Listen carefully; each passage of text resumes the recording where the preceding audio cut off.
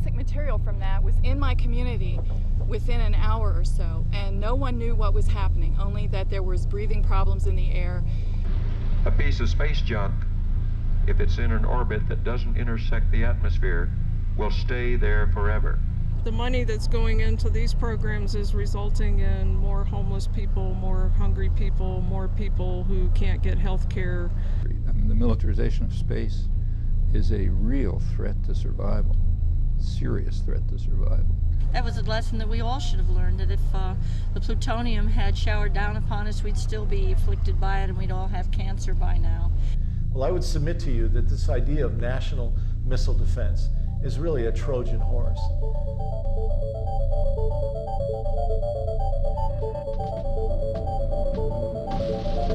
T-minus 15 seconds. T-minus 10, 9, 8, 7, 6. We have main engine start. 4, 3, 2, 1, and liftoff. And it has cleared the tower.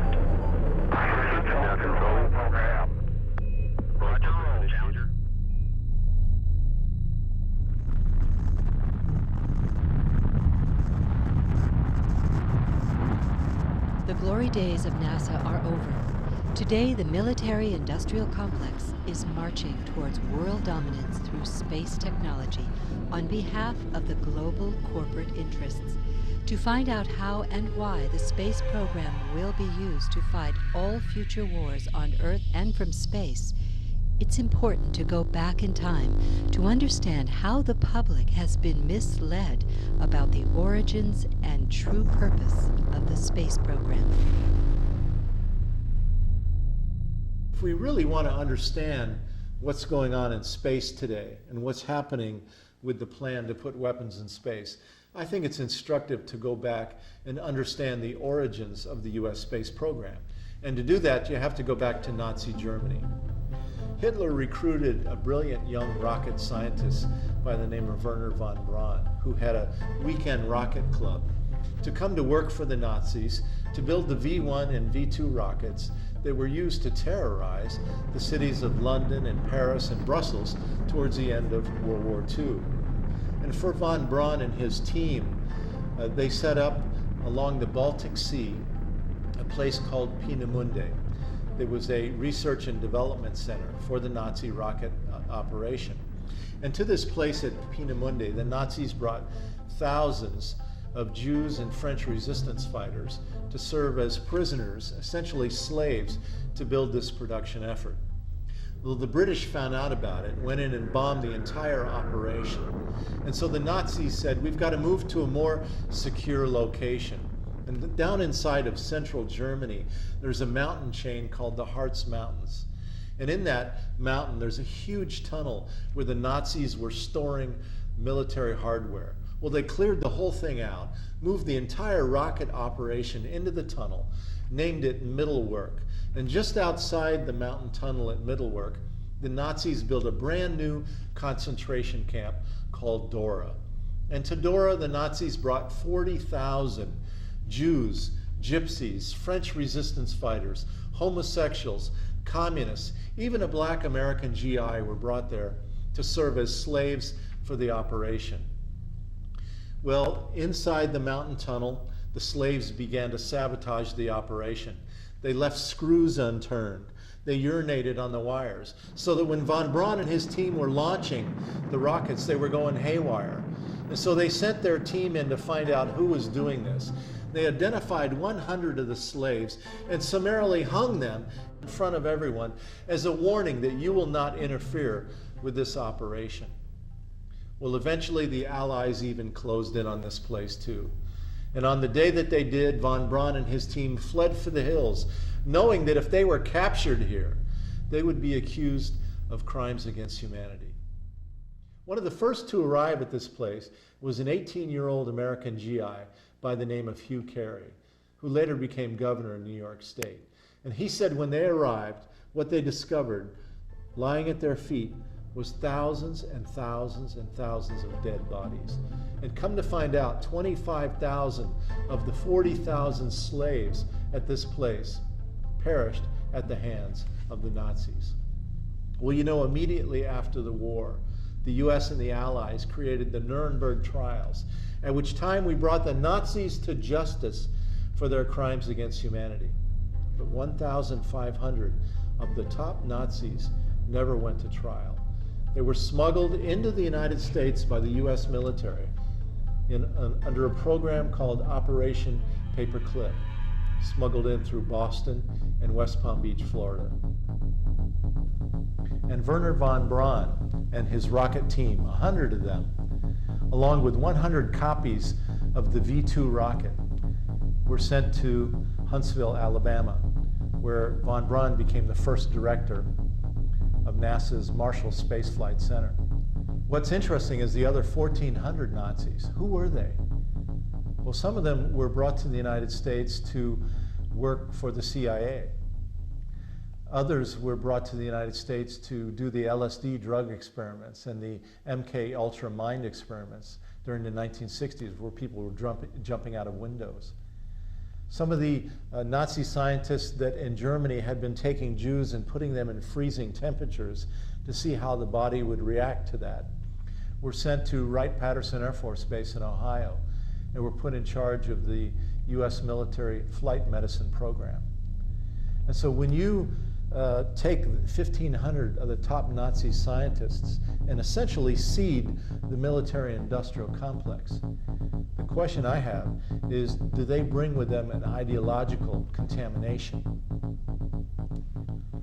Well, not only did von Braun go to work for NASA, but the guy that was in charge of the V-2 flight test program up at Peenemünde along the Baltic Sea, a guy by the name of Kurt Debus, became the first director of the Kennedy Space Center in Florida. And then the man that recruited von Braun, Major General Walter Dornberger, the guy that was sent by Hitler to recruit von Braun to come to work for the Nazis, he became vice president of Bell Aerosystems Corporation in New York that made its riches building the helicopters for the war in Vietnam. In fact, when NASA was created, the US military freaked out. You're going to have a civilian space program? You can't do that. The military has to be in charge of space. Oh, don't worry, the military was told. From the first day, we're going to have a NASA oversight committee that ensures that the Pentagon controls the space program. And Major General Walter Dornberger, the Nazi that recruited von Braun, was appointed to that NASA oversight committee. In fact, in 1958, Dornberger testified before the United States Congress, saying that America's top space priority should be to, quote, conquer, occupy, keep, and utilize space between the Earth and the Moon. And in fact, later on, in a speech before a national missile industry conference, Dornberger told the assembled, "Gentlemen, I didn't come to this country to lose the Third World War. I lost 2 already."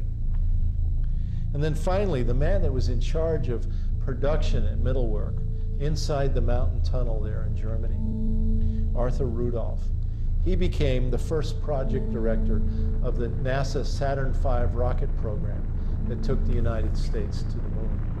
And so these are the essential origins of the US space program. And so when we hear this slogan, Master of Space, that is on the building of the US Space Command headquarters in Colorado Springs at Peterson Air Force Base, do we not find an ideological similarity between Master of Space and Hitler's slogan, Deutschland über alles, Germany over all? Well, what were the major implications of the Space Act? They simply said that we were to pursue the development of activities in space for the benefit of all mankind. Well, let's take a look at this US Space Command. What is it? It's the command that has been put in charge of controlling space, and it has just recently been merged with the old Strategic Air Command. So now that the space guys, if you will, and the old bomber guys and the missile guys are all part of the same command. And the Space Command put out a planning document a few years ago called Vision for 2020. And on the cover of it, you see a satellite hitting targets on the Earth below. Let's take a look at some of the language in this so-called Vision for 2020. The Space Command says that in the future, because of corporate globalization of the world economy, they expect that there's going to be a widening gap between the haves and the have-nots, between the rich and the poor all over the world. And as a result of that, the Pentagon predicts that there's going to be more and more regional instability around the world because people that are under the boot of these multinational corporations are going to organize. They're going to try to organize unions. They're going to organize to get these corporations from controlling their governments. And the Pentagon says, you know, we can't put a Marine on every single street corner of the world to suppress these populations. But with space technology in place, we'll be able to see everything, hear everything, and essentially target everything in every place on the Earth. And the Vision 2020 says that space superiority will emerge as an essential element of battlefield success in future warfare. Vision for 2020 also talks about dominating space and controlling space. And they actually define control of space. They say control of space is the ability to assure access to space, freedom of operations within the space medium.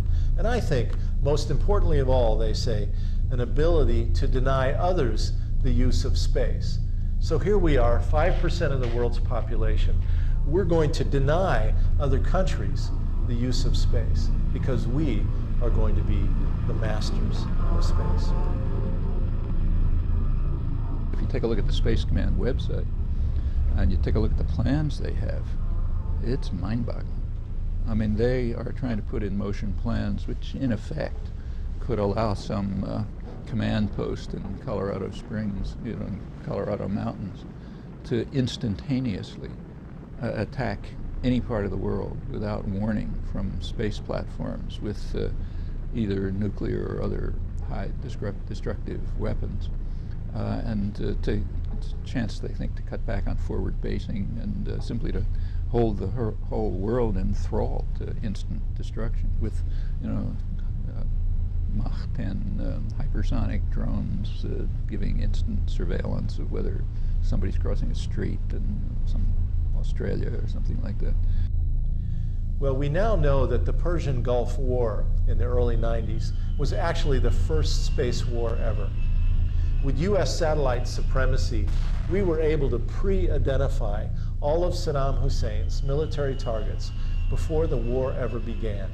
And in the first 2 to 3 days of that war, we bombed over 90% of Saddam Hussein's targets, intentionally leaving just a tiny sliver of capability in place that we then played cat and mouse with over the remaining weeks of the war, where we used 100 cruise missiles at $1 million apiece, tested out new stealth bombers and new laser weapons. And so coming out of that war, the Space Command said, my God, whoever controls space is going to control the Earth below. Whoever controls the space will win all the wars on the Earth. And so we now know that the Kosovo War, the war with Yugoslavia, was actually the second space war. And the war with Afghanistan was the third space war. And in that war with Afghanistan, the United States introduced a whole new weapon system called the UAV, the Unmanned Aerial Vehicle, a pilotless plane that flies over Afghanistan, sending back what is called real-time, split-second time streaming video via satellite back to MacDill Air Force Base in Tampa, where General Tommy Franks was sitting, watching the television screen. Is it Taliban? Is it Al-Qaeda? Is it a wedding? And in a moment, he could push the button and the UAV, the Unmanned Aerial Vehicle, which the Pentagon has nicknamed the Predator, could fire in real time, could fire and hit the target on the Earth below. All done in split second by satellite technology. And so the Pentagon calls this increasing the kill chain.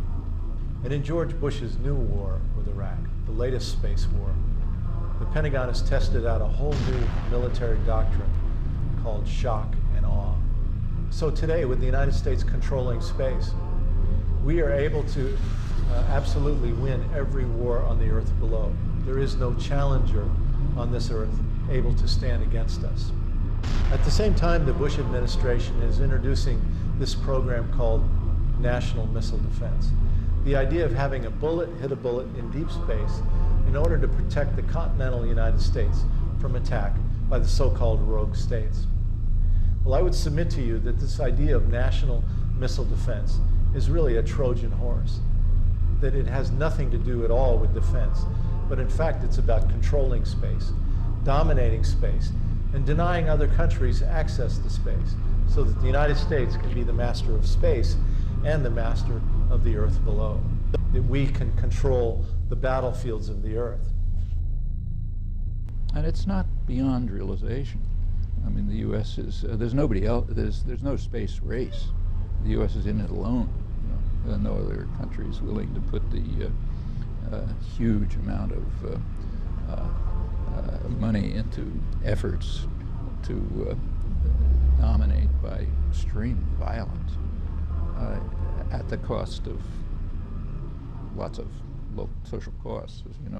The American people are being asked to turn over the national treasury to the Pentagon because so-called missile defense will literally cost us hundreds and hundreds and hundreds of billions of dollars.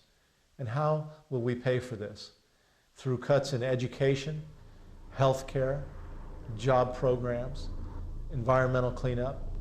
This is the way the Bush administration and their allies, their corporate allies, their aerospace allies, who view space as a new market, this is how they intend to pay for these programs. But besides this idea of national missile defense, that they say will protect us from attack by the rogue states, and from even China, who today only has 20 nuclear missiles capable of hitting the United States. Besides national missile defense, though, there's a whole new program underway, and it's called theater missile defense, TMD.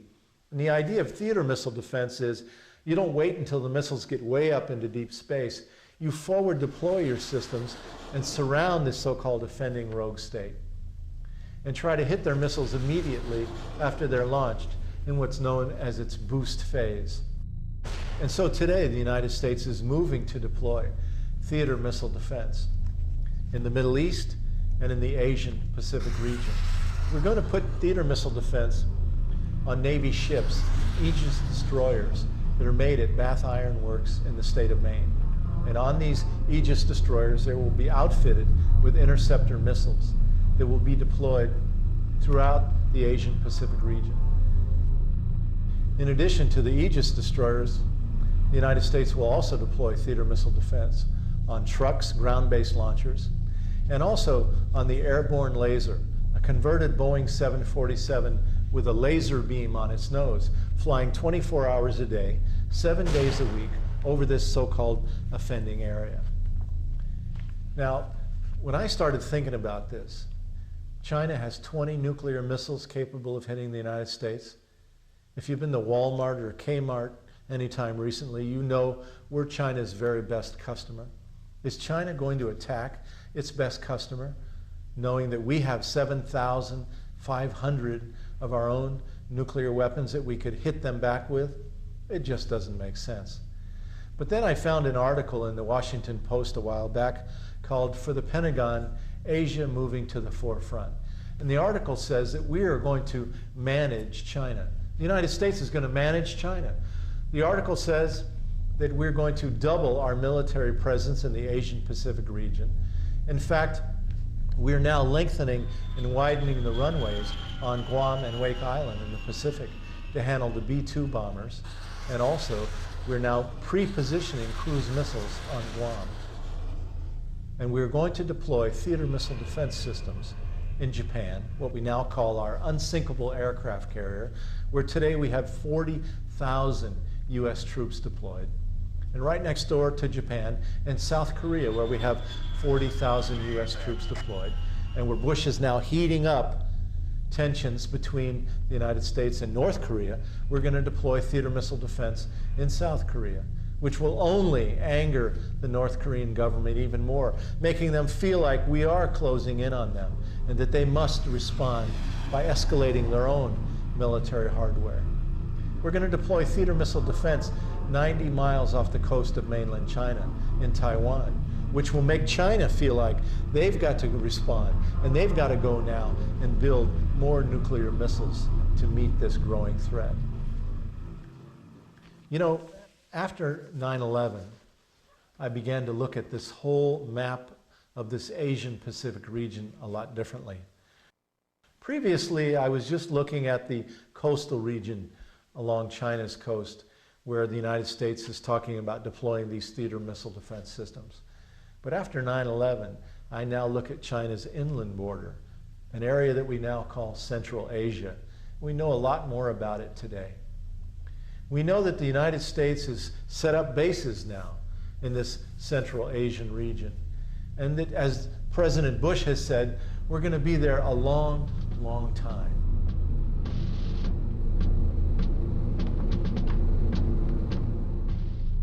And so today we've set up bases in Afghanistan, in Uzbekistan, in Tajikistan, and throughout this region. And come to find out, we now know that this Central Asian region has some of the largest deposits of oil and natural gas in the entire world. Uzbekistan has the largest gold mine in the entire world. So clearly, this response from 9/11 to go to war with Afghanistan and to take over Afghanistan, I would submit to you, is part of a larger geopolitical strategy now underway. What gives me confidence in saying that is that I recently read a book by former National Security Advisor to the Carter administration, a guy by the name of Zbigniew Brzezinski. And the book is called The Grand Chessboard. And in that book, Brzezinski has two very important graphs. One of those graphs shows oil pipelines coming through Afghanistan, taking the oil into ports in the Arabian Sea, where U.S. oil corporations could then move it to Asian Pacific markets that are expanding now and demanding more oil.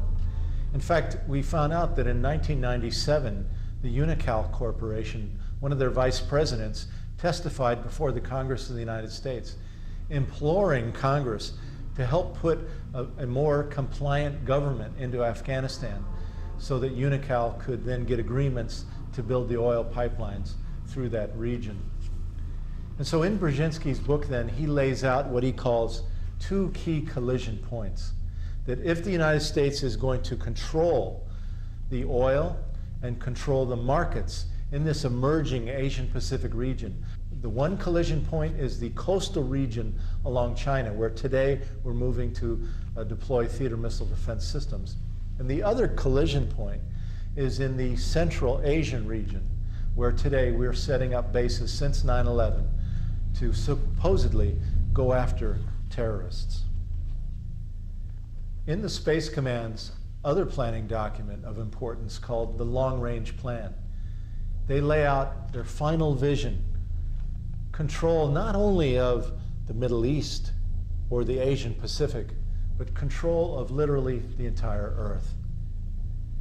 With the new technologies underway, the successor to the shuttle that is being worked on today, for example, what they're calling the military space plane, it would fly down from orbit, drop an attack on the Earth, and then go back up into space. And also the space-based laser, what they're calling the Death Star at the Pentagon. The industry magazine Aviation Week and Space Technology recently reported on a Space Command computer war game set in the year 2017. And in that computer war game, it was the US against China, the Reds versus the Blues. And in that computer war game, the Space Command launched a preemptive first strike attack on China. Now, maybe a year or two ago, we would have all laughed at the notion of the United States launching a preemptive first strike attack on anyone. But now we all know that in the George W. Bush administration, preemptive first strike attack is now official doctrine. And so in that computer war game, the United States launched a preemptive first strike attack on China, using as its first weapon the successor to the shuttle, the military space plane that flew down from orbit, dropped an attack on China, and then went back up into orbit again. And then the second attack in that computer war game was none other than the space-based laser. A few years ago, the Congress of the United States asked a congressional staffer by the name of John Collins to write the definitive study. How's this whole thing going to work? And his report to the Congress is a book called Military Space Forces, the Next 50 Years.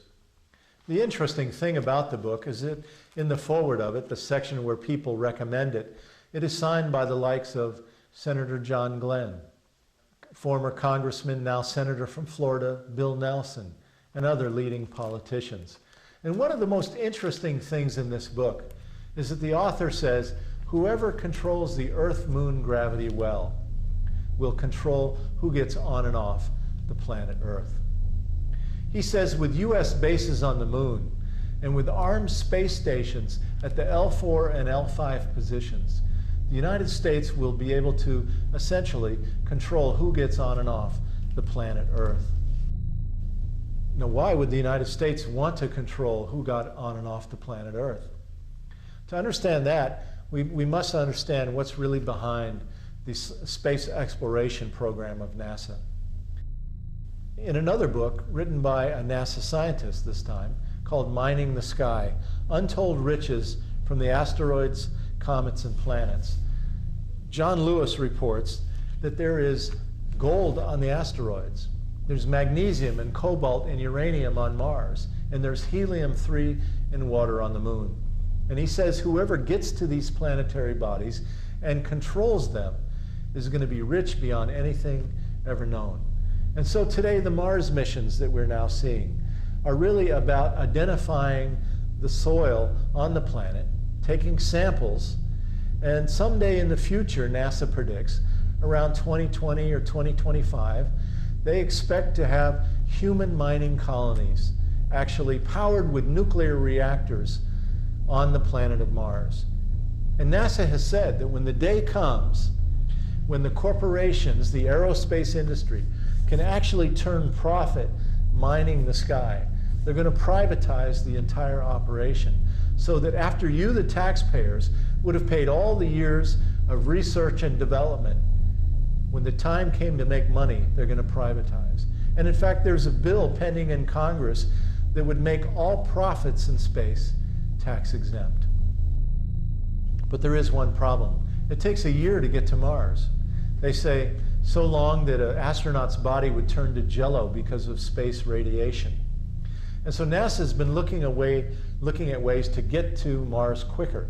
And the Bush administration has come up with a new program called the Nuclear Systems Initiative, a $3 billion research and development program to create a whole slew of nuclear projects for the future, including Project Prometheus, a nuclear rocket with nuclear reactors for engines to cut in half the amount of time it takes to get to Mars. And so what we are now witnessing is that NASA and the Department of Energy and the Pentagon are working together to move nuclear power into space. Returning to the book Military Space Forces for a moment, in that book, the author tells Congress that fundamentally none of these plans for space will work without nuclear power. He says nuclear reactors thus remain the only known long-lived compact source able to supply military space forces with the kind of multi-megawatt power they're going to need. Larger versions, he says, of these nuclear reactors could provide power for things like space-based lasers, neutral particle beams, mass drivers, and railguns. Nuclear reactors, he says, must support major bases on the moon until better options yet identified are found. And I think very interestingly, he says this: safety factors rather than technological feasibility will remain the principal impediment to nuclear power in space unless officials can convince influential critics that risks are acceptably low. In 1989, I organized a demonstration at the Kennedy Space Center in Florida, one of many that I've done over the years. What made our demonstration that day particularly important, though, was our keynote speaker, former Apollo astronaut Edgar Mitchell, one of the early moonwalkers. And in that demonstration, Mitchell said that we cannot allow the Pentagon to put weapons in space. In fact, he said we can't even let them test weapons in space, because even the testing process will create so much more space junk, orbiting debris in space, that we will not be able to get a rocket off the planet Earth, because we will create essentially a minefield surrounding the planet, and that we will be entombed to the Earth below. If we have a war in space in the vicinity of the Earth, it will be the one and only. There will never be a second war in space, and let me tell you why. It only takes the simple calculation to determine this, and all aerospace engineers know what it is. It's been studied many times. You do not need but a few million pounds of matter in space, broken up into tiny pellets, 1 gram size, to make the near regions of space totally uninhabitable from the debris. Space is the most environmentally sensitive area we have around Earth. On the oceans, a beer can sink to the bottom, be covered over with silt, and in a few generations will return to the Earth. It'll disintegrate. A piece of space junk, if it's in an orbit that doesn't intersect the atmosphere, will stay there forever. There is no way to clean it up. We explode a few pieces of equipment up there. 8 million pounds, that is the size of one Saturn Apollo launch vehicle, what I went to the moon on. You break up 8 million pounds into 1 gram mass and let it distribute throughout the first 1,000 kilometers of space.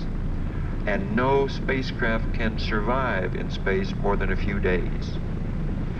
Future generations will be precluded from using space at all and being able to get out to deep space. It will be like swimming through a piranha-filled river or running through a hail of bullets to get into outer space.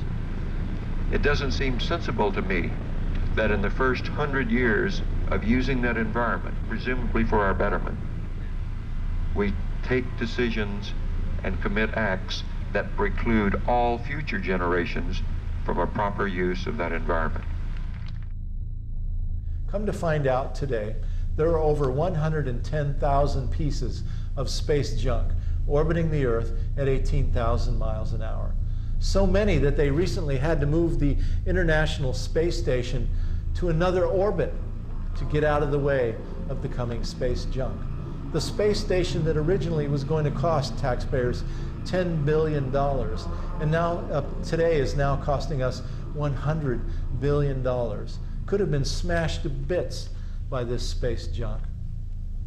But also we know today that there are 34 nuclear reactor cores orbiting the Earth below, launched there by the United States and the former Soviet Union, all the way back to the early 60s when the space program began. These nuclear reactor cores are powering military satellites orbiting the planet. But several of them have fallen back to Earth, including a terrible accident in 1964 of a US military satellite with 2 pounds of plutonium on board. It was called SNAP 9A.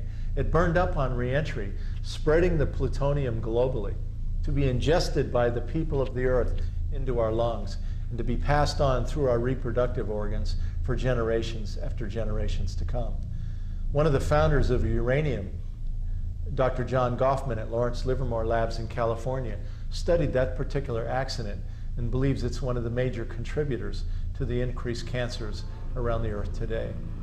And now the Bush administration is contemplating a dramatic escalation of the launching of nuclear materials into space. Mars missions with little rovers driving around, powered by plutonium-238. Nuclear rockets and nuclear-powered mining colonies on the Moon and Mars and other planetary bodies. And what about the laboratories at the Department of Energy labs across the country as they're fabricating these plutonium devices?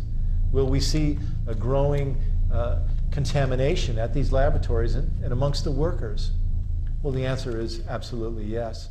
And in fact, in 1997, when Cassini was launched, and our organization organized a global campaign against the launching of 72 pounds of plutonium-238 on board the Cassini spaceflight.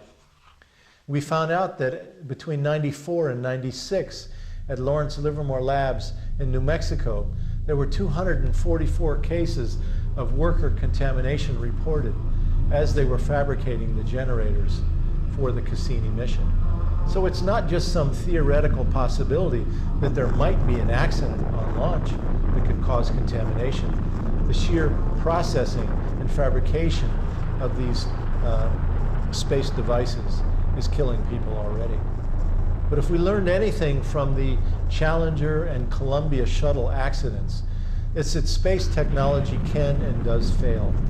And as we all witnessed on television, that wide debris field as the Columbia burned up on re-entry, this should be a warning to us that launching nuclear power in space could contaminate massive, massive parts of this country or another country on this earth.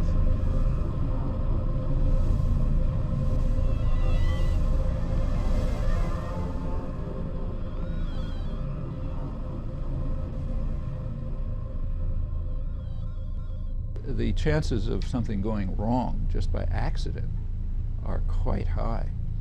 I mean, these are complicated computerized systems. Others aren't going to just sit around.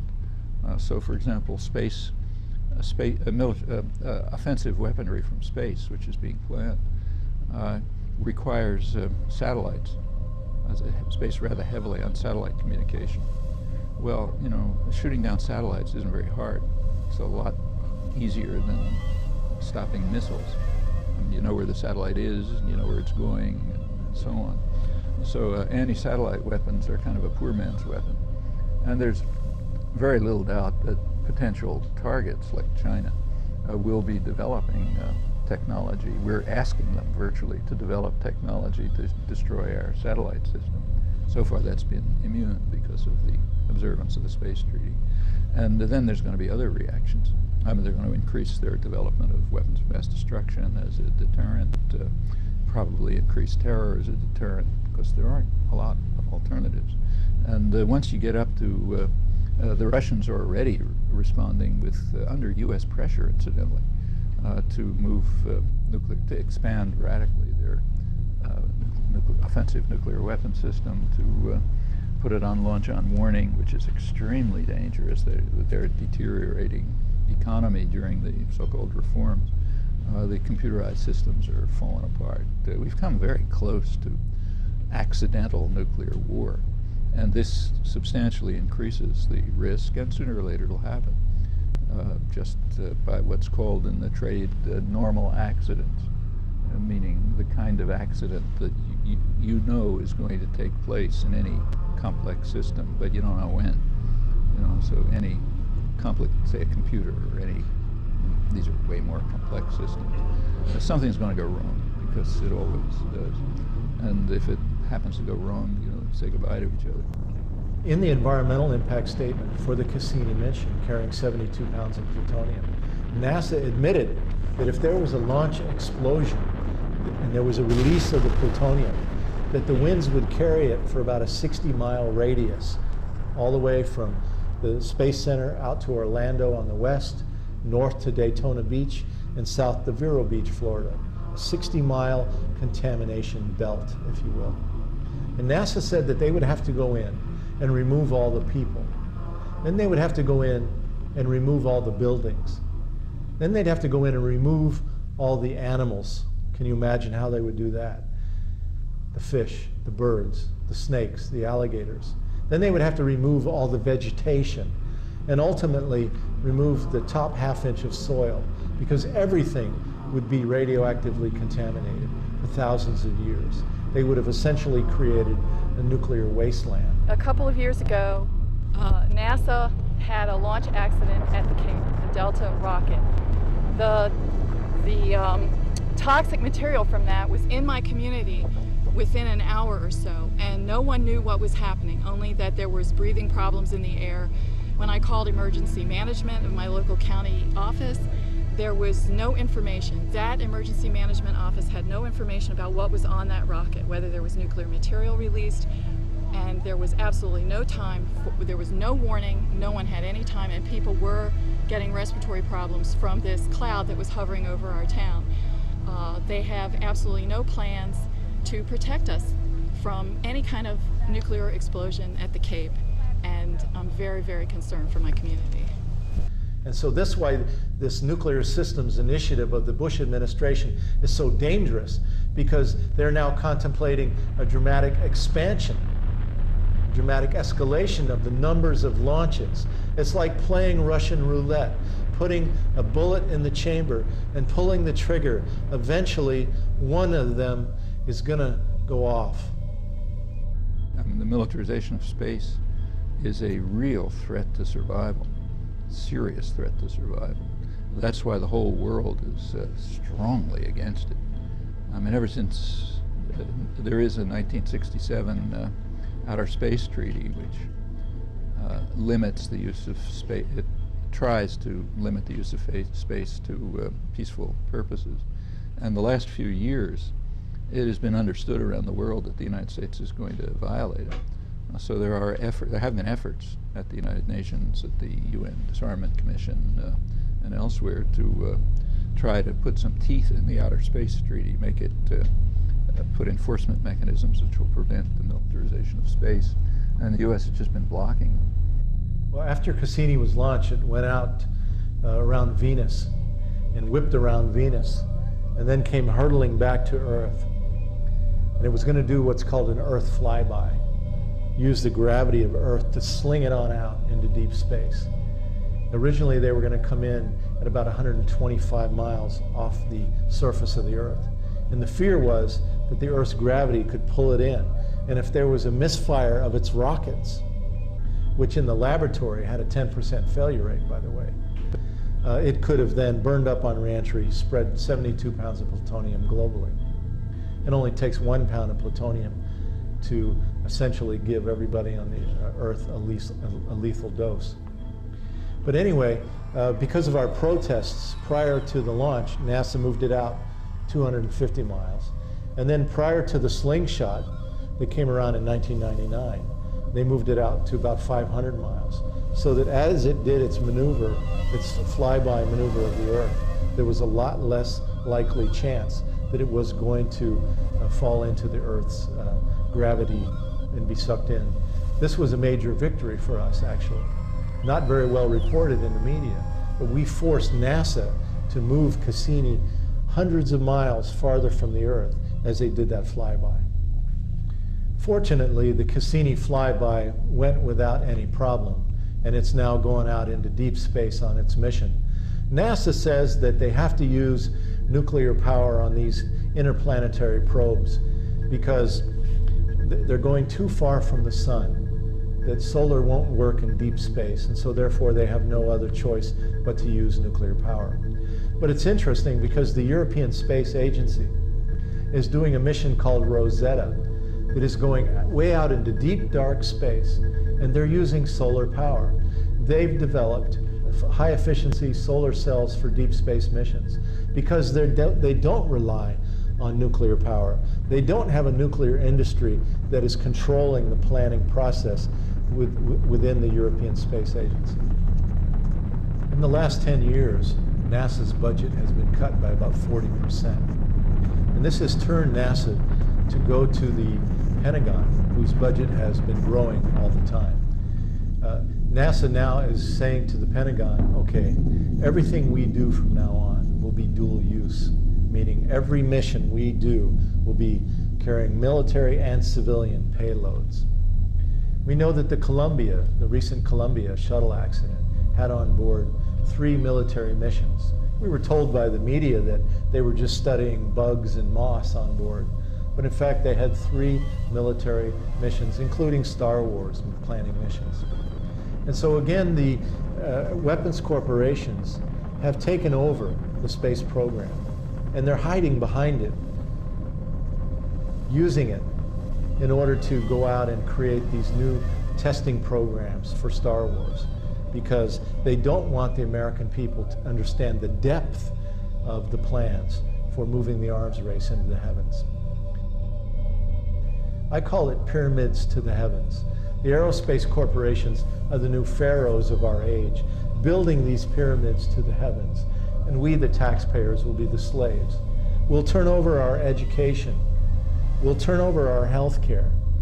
We'll turn over our children's future and get very little in return, just like the slaves at the time of the pharaohs. You know, we know there are so many plans that are underway now for space technologies that are secret. There's a whole thing called the black budget, where even the Congress of the United States doesn't even know about these secret programs underway. So we're just scratching the surface here with what we understand. But clearly what we understand is frightening, and what we don't know should be even more frightening to us. And in the end, we're told all of this is being done in order to make our lives more secure. But the truth of the matter is, our lives are becoming more insecure because of all these programs and plans. We're making the world more unstable. We're creating more enemies around the world. We're creating new arms races. We're draining the treasury, taking money out of protecting our children's future. All of this is going to make our lives more insecure. We know that the Bush administration and their corporate allies are going to do everything they can to restrict civil liberties as opposition builds to their plans for this corporate domination. We saw in New York City, when there was big demonstrations there recently, that the police wouldn't allow the people to even have a march permit. And they began, as people arrived, to just attend a rally. They tried to push them away, not allowing them even to come to that. We're seeing more and more of these intrusions into our civil liberties around the country. And so I think this is going to be something that we're going to see more of. Well, just as the corporations have taken control of our government, they've also taken control of the media. The media is now dominated by just literally a handful of multinational corporations. For example, the Chicago Tribune brags that on a given day, 80% of the American people get their information from a Chicago Tribune product, whether it's television, newspaper, internet, radio. And in fact, Secretary of War Donald Rumsfeld was on the board of directors of the Chicago Tribune before Bush appointed him to his current post. So what we have now is these interlocking boards of directorates. The weapons corporations, the pharmaceutical corporations, the banking corporations, the nuclear energy corporations, and the media corporations. It's all the same people. And that's who we're dealing with here in the world today. You know, the United States justifies our war in Afghanistan and then the war in Iraq as a response to the terrorists. But what we have done is we have become a terrorist nation, just as the terrorists themselves have done.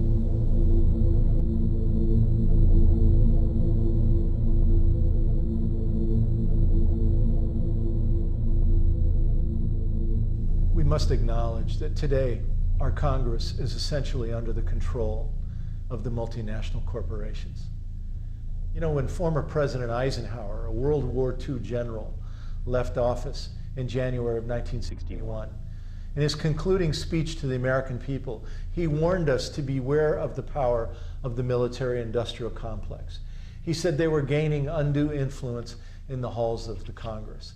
And I'm afraid General Eisenhower, President Eisenhower's warning to us has come true. In the councils of government, we must guard against the acquisition of unwarranted influence, whether sought or unsought, by the military-industrial complex. The potential for the disastrous rise of misplaced power exists and will persist.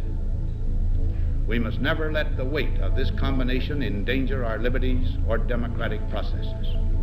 We should take nothing for granted. Only an alert and knowledgeable citizenry can compel the proper meshing of the huge industrial and military machinery of defense with our peaceful methods and goals, so that security and liberty may prosper together. Keith Glennon recalls President Eisenhower's feelings about space. He was not a space cadet. He used to say, as he looked over his shoulder, and he'd say, you know, Keith, that moon's been there a long time. It's going to be there a great many eons yet, and we'll get there one day, but it isn't necessary we break our necks and break the budget to get there now. Our Congress has been taken over by the big money and by the weapons industry, who want to use our government to further their product, if you will. And their product is war and death and chaos and control and domination around the world. So what can we do? What can the citizens of this country do in the face of this mass undertaking? Well, I think first of all that we have to recognize that we shouldn't have any illusions any longer about our country. We've got to recognize the reality of our times. Each of us individually, we have to accept the fact that our democracy is now under control of these big corporations, this new world order, if you will. And from there, we have to go and educate ourselves more about what is happening in this world, and to take that to our families, and to our neighbors, and to our schools, and to our communities, and share that with others. Because we do have the media under the control of these corporations. And so we can't expect the media is going to do this job for us. It's our job now to become the media, if you will. The UN Disarmament Commission was meeting from during the Clinton years. This is session started, I think, January 2001, around then. And for a long time, its main issue was efforts by most of the rest of the world to try to get militarization of space on the table, on the negotiating table, and the U.S. simply blocked it. And for a a friend of mine did a database search on it. It was reported abroad, but the only report in the United States that was listed on, you know, standard databases was one small newspaper in Utah reported it. It was all on the wire services, and every editorial office had it on their desk. But you just don't report that the U.S. is blocking global efforts to save the species by preventing militarization of space.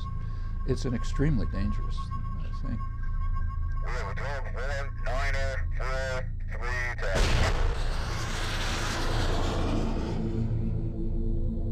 And just as George W. Bush has essentially declared war on the world, I believe he and his friends in this country, in the Republican Party, the conservatives, have declared war on America as well. What we see now is an effort to essentially get rid of government's role in the lives of the people of this country, get rid of education funding, get rid of health care, impose a very mean-spirited justice system upon us, and essentially say the only role of government is to create a military, that the government has no role in the human needs area at all. You know, I think the most interesting thing for us is to answer this question. What is the #1 industrial export of America today? Of course, the answer is weapons.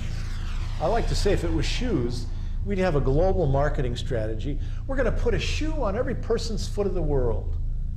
But when weapons are your #1 industrial export, what is your global marketing strategy?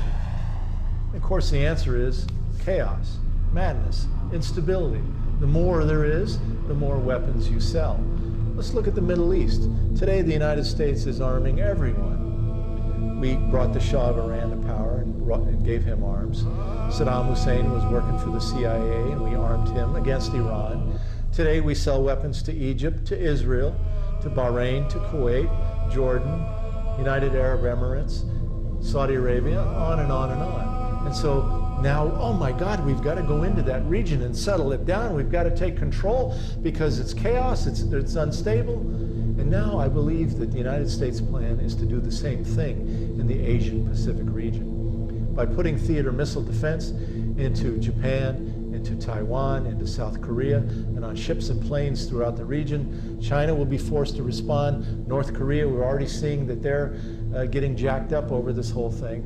And this will create a new arms race that will only benefit the U.S. weapons corporations. Our vision is one called a more perfect union. This vision says all for one and one for all, that we're never secure as long as anyone is insecure, as long as we have poor people sleeping on the streets at night, as long as we have elderly people without health care, as long as we have children whose education system is declining dramatically, then none of us are safe and secure.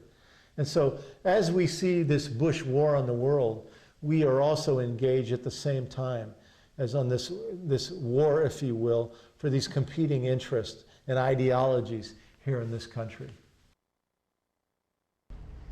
We don't have to agree to let the government spend hundreds of billions of dollars a year on measures which are likely to destroy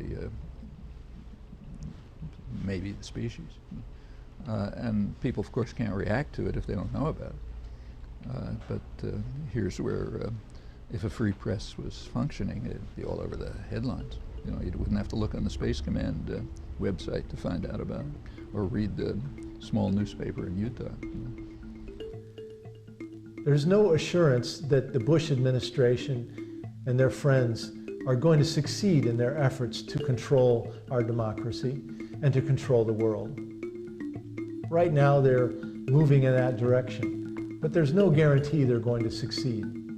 Because what we're now seeing is all over the world, a global movement has joined together, a peace movement, a movement against corporate domination, a global movement speaking to protect the environment, a movement that is speaking to protect our civil rights all over the world, our freedoms to speak out, to petition our governments. These movements are growing day by day. So this should give us all hope, but they will only flourish if we help water them, if we become active participants in these global movements, in these global struggles. No one community, no one country can now stop what is happening. No movement in any one country. It's going to take a global movement, people working together all over the world. And I hope you will all become a part of that in each and every way that you can, and each and every day. Find something that you can do, some way that you can participate in this great struggle to serve humanity, not to serve the money, not to serve the greed, but to serve the future generations. I hope you'll join with us. Thank you very much for listening. What do you think about it? Launching plutonium into space? Yeah, I think it's a good idea. You do? Sure. Yeah. It's what we need to do. We need to do. We need to do. We need to do. We need to do. We need to do.